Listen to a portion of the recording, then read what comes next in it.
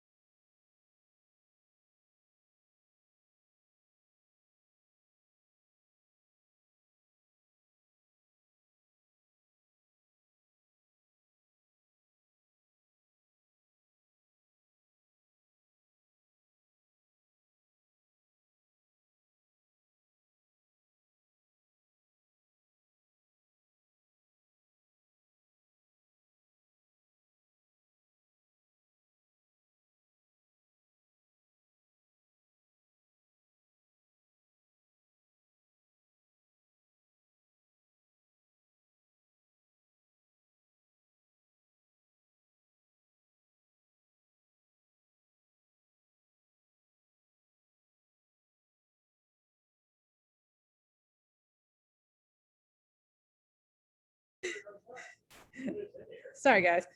You didn't hear me tell them I was going to wait a minute? I literally answered Sorry, folks. I had other teachers in here, and also I thought that we would have more people because I have seen Marilyn today, but I have no idea where she might be. I knew AJ would not be here. I don't know about Victoria. But we're going to proceed anyway because we have, this is really our last discussion about Beloved, and we will test on it next week. I'm pretty confident. I got kind of messed up on schedule earlier. Marilyn just emailed me. Okay, we'll figure that out. I realized that I had a test in another class on Monday next week, but that's when y'all have your US history test, your second one. But I think everything is fine for us to have a test on Tuesday. We'll do some review on Monday, and then the test on Tuesday. Next week is like low key, but a lot of stuff due. Like you'll have your test, your Truman Show thing is due Wednesday, your podcast project is due Friday. So it is a lot of work, but not necessarily all in class work. Okay, so let's talk about the last section of Beloved, and I'll just tell everybody else that they should go back and watch this Zoom after I post it. But I'm going to talk for just a few minutes, and then we're going to watch a crash course about it, which is really helpful. So where we left off last week, we saw that Beloved and Denver and Setha were kind of living in this little bubble together. That started out really nice and pleasant, but as time went on, it got more creepy, more vengeful, and Beloved got more creepy and vengeful. And she also started getting big, and it said she looked like she was pregnant, but she wasn't pregnant. There was definitely like that question of whether she was or not, because we know that she did do the deed with Paul D. And I'll come back to that in a little bit, but it says that she wasn't really pregnant with a baby. It was more like she was pregnant with life, and that she was kind of sucking the life out of Setha. Setha was like giving up food for her. She was giving up time. She quit her job, or she got fired from her job, I think.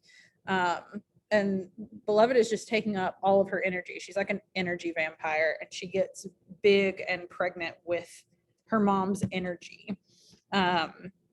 And she kind of goes from just strange to sort of vengeful. And whereas Setha before was like, oh, thank God she's not mad at me for having murdered her when she was a baby, she kind of is. And she definitely blames everything on Setha and says that, like, you know, we saw in the stream of consciousness part where she was talking about the dead men lying on top of her and the men with no faces, you know, harming her and the others. And none of that, whatever that was, none of it would have happened if Setha hadn't killed her. So she does hold it against her. But the crazy thing is that Setha doesn't really want forgiveness. She knows that what she did was irredeemable, basically. But she's hoping that they can come to some kind of understanding, that like Beloved could at least understand why she did what she did. And like on one hand, she's sorry because she's grieved for her baby her whole life. And also because now that she's back, she wants her to know she's very sorry. But she also did what she did to protect Beloved and to prevent her from having the kind of life that Setha had at Sweet Home with school teacher. So she's hoping they can come to some sort of like truce, and that never really happens. We learn a lot more about Denver, or Denver kind of becomes more of a main character. She's kind of been like a secondary character throughout most of it, but she comes more to the forefront and becomes what I would say was the most dynamic character in the book. And by that I mean she undergoes the biggest change from this petulant little girl in the beginning who is like very attached to this ghost baby and hates Paul D because he got rid of the ghost baby, she has really become more of an adult, and she always was like 18, 19 years old. So technically she's an adult. But she takes it upon herself to go out and get a job because she sees the way that her household is falling apart, the way that Setha is literally having the life leached from her, and Beloved is just taking advantage of her left, right, center. And she's like, all right, this is not going to stand. I'm going to go out and get a job, which, if you'll remember from, I see that. Sorry, Jordan Garza's in the hall.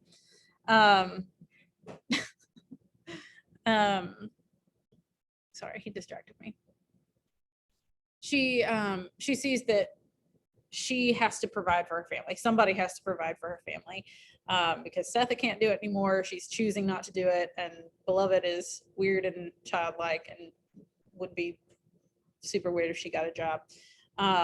But we knew from the beginning there's kind of this separation between Setha and Denver and the rest of the community. They sort of look down on them, mostly because of the way that Setha handled herself after she killed Beloved. Like, she was proud of it. She was like looking down her nose at everyone else, and they didn't like that. So there's been this boundary between them, but now Denver has gone out into the community. She needs to find work. She can't stand seeing the way that her mother is suffering anymore. And so she doesn't immediately find a job, but what she finds is friends, which is something she's never really had. And all these people in the community, particularly women, who are willing and ready to help her. They see this, I mean, she's 19 or so, but she's still a kid, and they see this kid in need, and they really band together. And eventually they're sort of what drives out Beloved.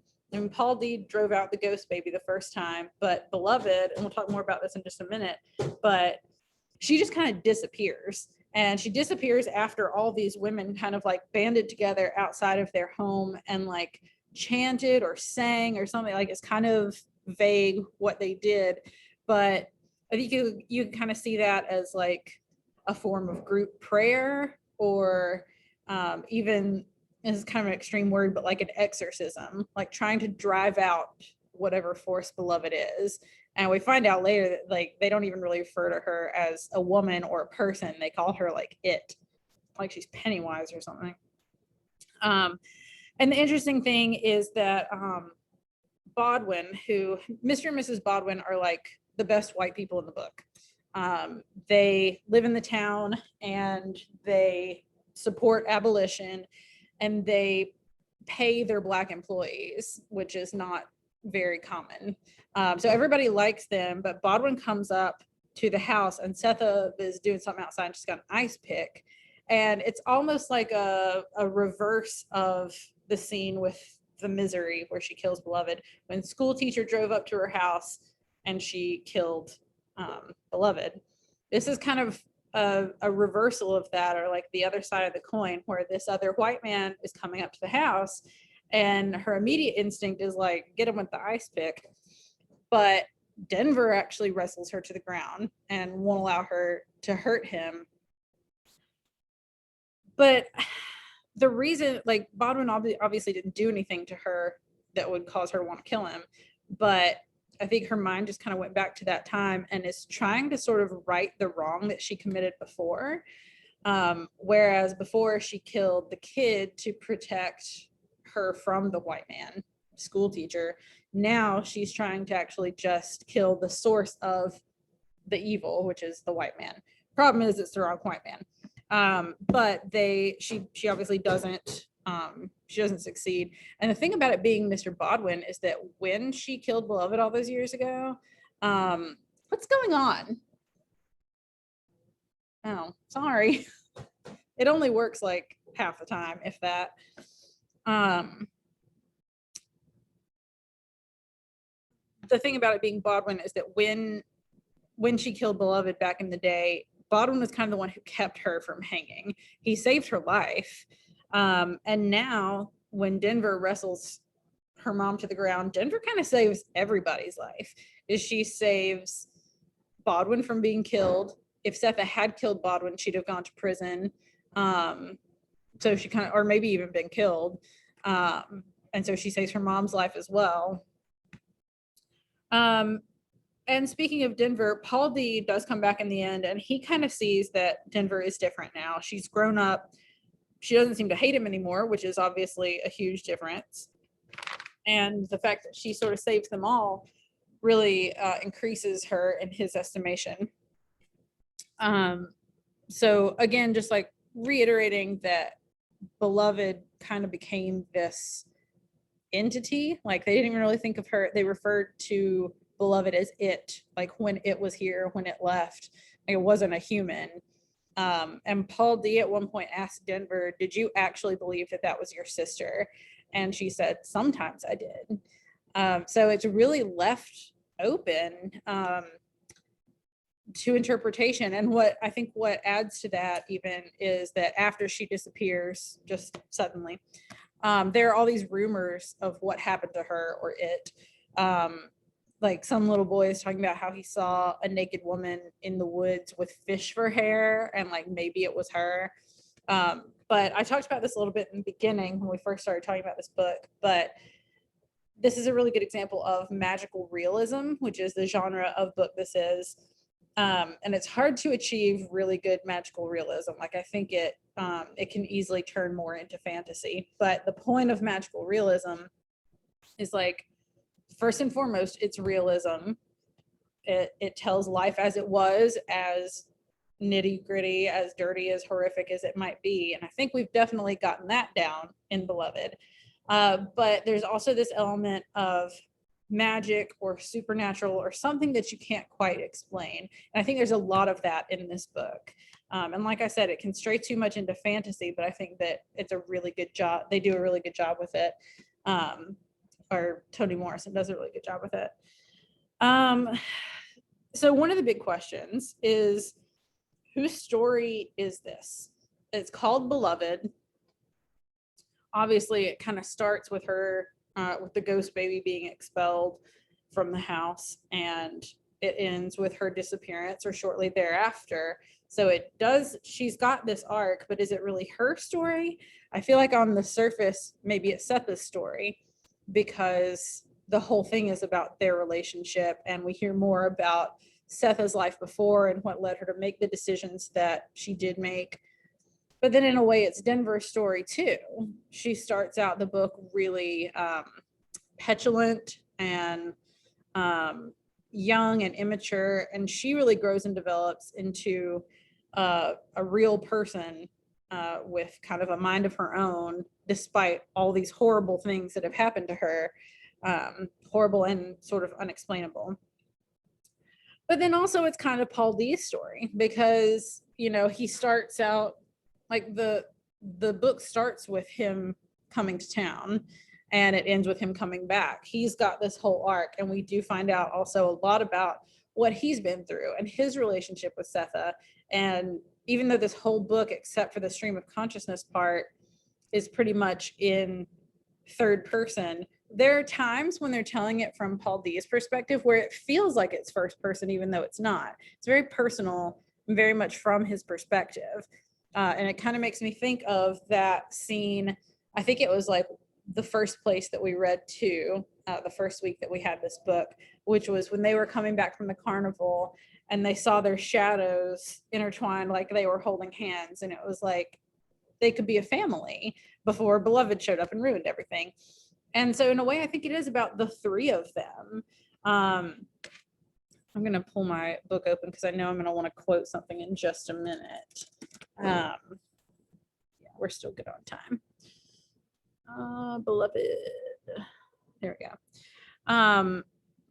So he comes back and feels like there's a sense of relief here now. You know, he felt so much tension before. Like as soon as he walked into the house, it was like there was something evil and sad there, and he doesn't feel that anymore. It's very much there's like a sense of relief there. I'm just kind of looking through the book a little bit. That's where it's talking about her.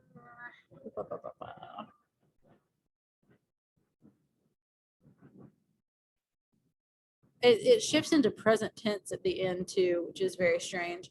But I did want to point out, this book might seem like an odd choice for AP because we have like pretty much focused on nonfiction literature, and that's really the point is to analyze more nonfiction literature.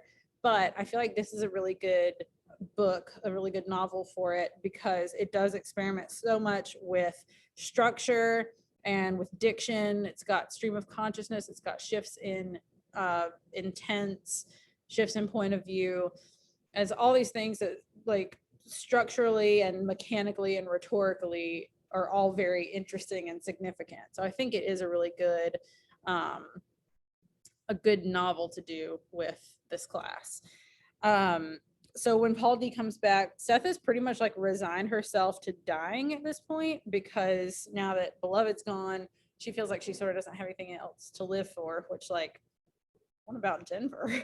But she sort of resigned herself to death, and Paul D's like, nope, I'm gonna take care of you. I'm gonna, you've always done everything for everybody else. I'm gonna take care of you and get you well.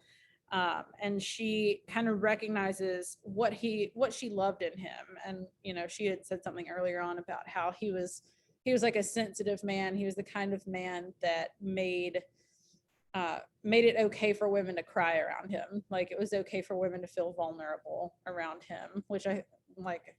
That's a really nice thing to say about somebody, actually. And he's sort of trying to figure out how he feels about her. But there are two things that he says that I think are really significant and beautiful. Maybe three things. He says that she never made him feel like he was less than a man. And we know that Paul D has struggled with his masculinity the whole time. And like, what did it mean that Garner called them men? Did he really feel like he lived up to that? And oftentimes he didn't, but with Setha, he did. She never made him feel like he was less than a man. And he was trying to, I am going to quote this book. Setha is like freaking out about how Beloved left, and she keeps saying she was my best thing, and he's trying to comfort her. And he says, there are too many things to feel about this woman. This is one of my favorite quotes in any book ever, literally. His head hurts. Suddenly he remembers 6-0 trying to describe what he felt about the 30-mile woman. And this is what he says, quoting 6-0. She is a friend of my mind. She gather me, man. The pieces I am, she gather them and give them back to me in all the right order. It's good, when you got a woman who is a friend of your mind. And now that he is ruminating on how he feels about Setha, he's like, that's what he meant. Like, that always stuck with me that he said it that way. And I didn't quite get it before, but with Setha, I get it. She is a friend of my mind. And then he says something to her that like, I feel like is such a fitting and lovely end to the narrative part. There's like sort of a little epilogue, but she's, devastated that Beloved has left her, and she keeps saying she was my best thing. And he says, Setha, me and you, we got more yesterday than anybody. We need some kind of tomorrow, meaning like we can't dwell on the past. We have to push on and move forward. And he says, you're best thing, Setha, you are. And that's how it ends, is with her saying, me. Like, nobody else has ever made her believe that she is valuable and that her life counts as much as anyone else, and that just the person she has become is enough.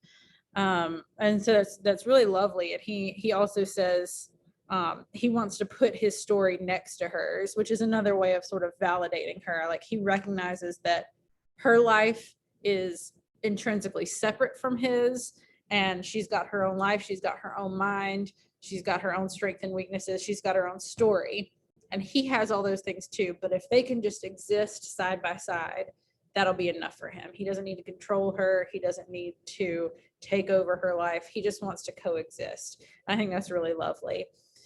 So the epilogue, before we get to watching this crash course, the epilogue starts by saying, this is not a story to pass on. And it repeats that several times throughout the epilogue. It was not a story to pass on. This is not a story to pass on. And I think that means one of a couple of things. It's kind of ironic because literally it's published into a book and of course it's passed on. But I think you can kind of look at it two ways, which is that we're looking at the story of what happened with Beloved. And it talks about how she was sort of forgotten after that, after she disappeared. It says, everybody knew what she was called, but nobody anywhere knew her name. Disremembered and unaccounted for, she cannot be lost because no one is looking for her. And even if they were, how can they call her if they don't know her name? Although she has claimed, she is not claimed. In the place where long grass opens, the girl who waited to be loved and cries shame erupts into her separate parts to make it easy for the chewing laughter to swallow her all the way. And then it says all these things about like they forgot her like a bad dream. Remembering seemed unwise. So they forgot her like an unpleasant dream during a troubling sleep. So in one way, they can't pass on the story because they've forgotten her. And I think that it's so poignant, that part where they mention that they don't even know her name, because Beloved wasn't her name. That was just what was written on the gravestone. We have no idea what that person's name was or what the baby's name was. So they have forgotten her. And it's also so tragic that you wouldn't want to pass it on. But then there's this other part where we've seen this parallel between what happened to Beloved and all these slaves who died on the slave ships coming over on the Middle Passage.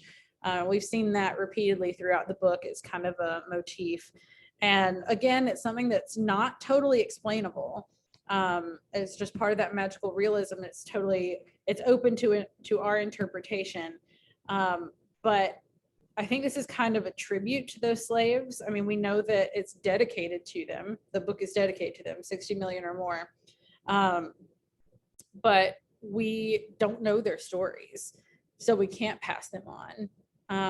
But I think it's also kind of meant to say, like, all these horrific things that happen in this book, despite the fact that some of them have a slight supernatural slant to them, all of these things are pretty realistic as far as the actual horrors of slavery.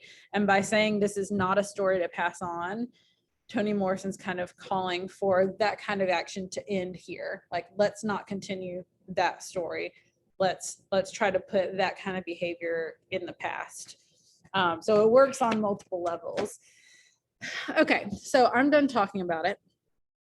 But I am going to pull up our crash course, which we have plenty of time for. Lovely. Which is called Slavery, Ghosts, and Beloved, Crash Course Literature 214. So I'm going to share my screen with you. And this is about 11 and a half minutes.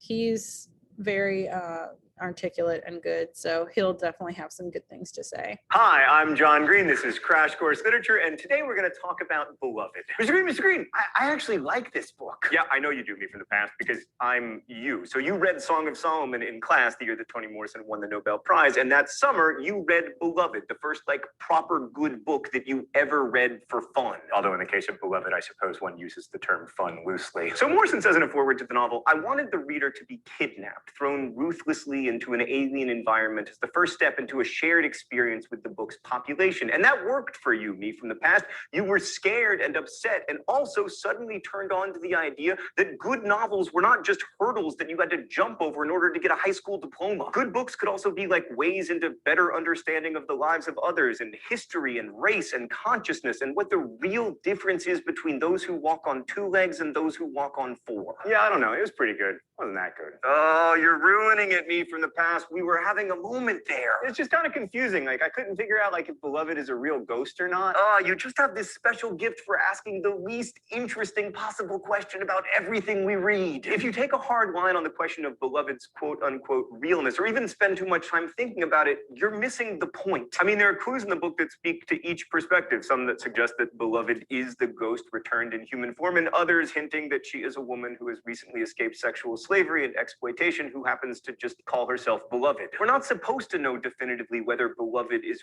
really real. I mean, isn't that the nature of ghosts? And it is her ghostliness that makes her such a brilliant embodiment of all those disremembered and unaccounted for. Ultimately, Beloved is a symbol for the 60 million and more lost in slavery whose stories and names we will never know.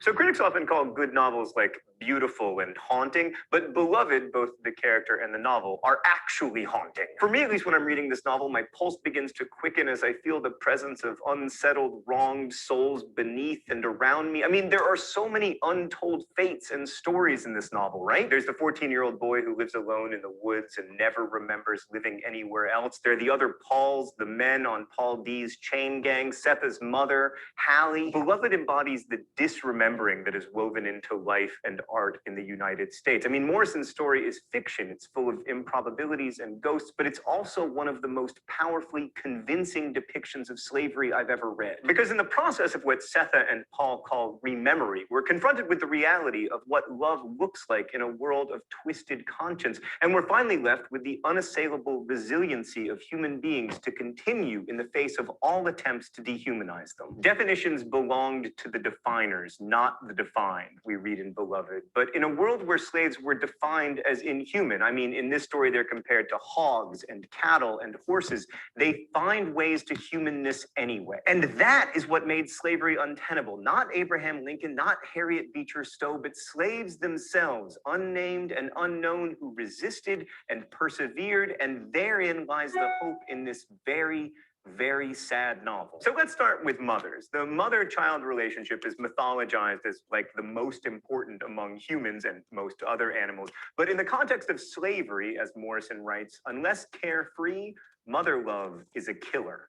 And that is not meant figuratively. So the central character of Beloved is Setha, and she was raised basically motherless in a system of slavery that intentionally disrupted mother-child relationships. Like baby Setha is fed by another woman's milk, for instance, which is one of the reasons that having her own milk stolen by the white men who abuse her is so horrifying to her. Children were often sold separately from their mothers, marriages were not recognized, and in the era of the Fugitive Slave Act, even in freedom, Setha's children were still claimable property. And when your children literally do not belong to you, what does it mean to be a mom? Setha's main mentor for mothering is her mother-in-law, Baby Suggs, but her life has also been profoundly disrupted by slavery's breaking of family. In all of Baby's life, as well as Setha's own, men and women were moved around like checkers. Anybody Baby Suggs knew, let alone loved, who hadn't run off or been hanged, got rented out, loaned out, bought up, brought back, stored up, mortgaged, won, stolen, or seized. So Baby's 8 children had 6 fathers. What she called the nastiness of life was the shock she received upon learning that nobody stopped playing checkers just because the pieces included her children. So Setha stands in this disrupted line, but she tries to resist by holding on to her family. She gets all her children across the Ohio River to freedom from the slave farm sweet home where they were born, and she carries one in her womb on swollen feet to freedom. But when the slave owner comes to Ohio 28 days later to claim them, she takes them out back to the woodshed to kill them all before he can take them. She only manages to kill one, sawing through its neck.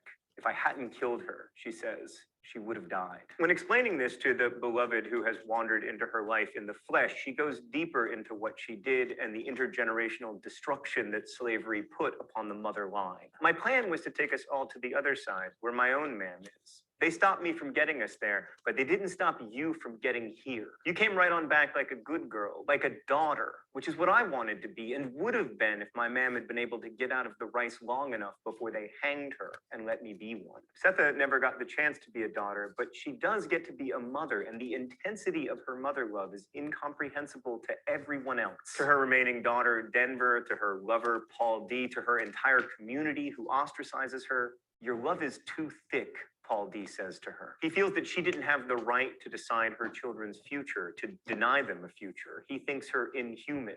You got 2 feet, Setha, not 4. But what does it mean to have 2 feet in a system aimed at breaking families and individuals apart, especially women who were not meant to be mothers and daughters, but cattle and calves? This is made very explicit early in the novel when it said that sex with a slave woman was not for Hallie so different from sex with a calf. To be a mother and to allow her daughters to be daughters, Setha has to escape the system itself.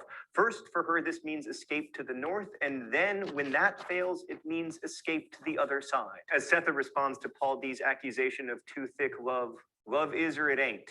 Thin love ain't love at all. So what ultimately is the truly human response to this oppression? What is the proper response of the two-footed creature?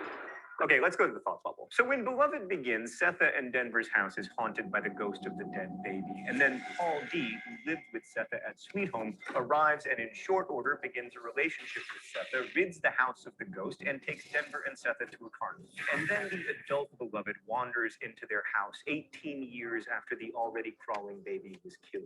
We slowly learn of Paul D's past, including his horrifying time being abused in every way imaginable on a chain gang, and of Setha and Denver's isolated life in the house they share, while Beloved consumes more and more of Setha's life. After Paul D finds out that Setha killed her baby, the Setha-Beloved-Denver dynamic goes from somewhat weird to truly terrifying. They consume each other and each other's stories, and as Beloved grows larger, Setha grows ever smaller. Even Denver is eventually locked out from Beloved and Setha's mutual obsession. The novel moves among many perspectives: third person, close in on baby subs, or Denver, or Paul D, or Setha, and then in moments, first person from various perspectives. And it also changes tense from past to present, as if the past isn't really past, especially to the women in the novel.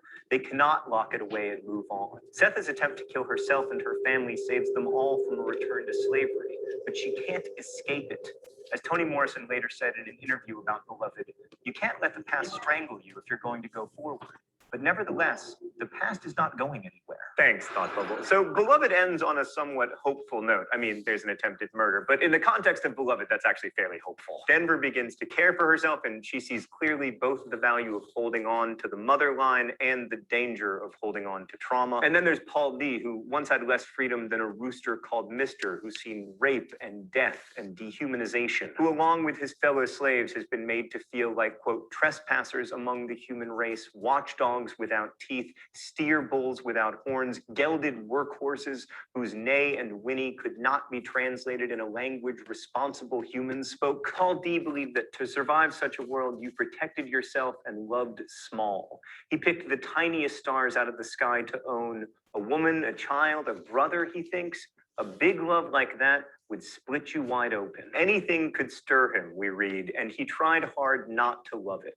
But Setha helps him to see It's 2 that, quote, o'clock. to get to a place where you could love anything you chose, not to need permission for desire, well, now that was freedom. And he, in return, encourages Setha to imagine a future, saying to her near the end of the novel, me and you, we got more yesterday than anybody. We need some kind of tomorrow. So in the end, Denver has learned to stand on her own 2 feet, and Beloved has moved on only after the entire community has come to Setha to forgive her. And Paul D opens himself up to big love, to thick love, to the love of Setha, because, quote, he wants to put his story next to hers. And in his love, he describes what all the characters, who all love each other in their own ways, do for each other. He says, she is a friend of my mind. She gather me, man. The pieces I am, she gather them and give them back to me in all the right order. The novel itself is a dialogue with the American idea of itself and with the original American sin of slavery. And it tells us something about how to walk on 2 feet, not 4. And yes, like any horror novel, it is revolting. It's revolting because we are forced to look at ourselves as we have been and as we still are in many ways. We've seen this from Oedipus to Slaughterhouse-Five. Great books can show us the ways that man can be a wolf to man. But they also show us something of how to go on and why. Morrison's genius here is in taking the tragedy of slavery and giving it shape for us to deal with it. So often horrors feel overwhelming to us and formless, and that can make them unfathomable. Near the end of the book, Morrison writes, disremembered and unaccounted for, she cannot be lost because no one is looking for her. And even if they were, how can they call her if they don't know her name? But now we do have at least one name: Beloved. Thanks for watching. I'll see you next week. Crash Course is made without All right. So he had some good things to say there. All right, so it's 2:01 already. I'm not going to start anything new right now. But we will do some review for the test on Monday. And we will have the test on Tuesday. Obviously you'll if you don't finish it, and you should in the given time, but if you don't finish it, you can stay Wednesday and turn it in. But also your Truman Show paper is due on Wednesday as well. All right, I hope everyone has a great weekend, and I will see y'all next week.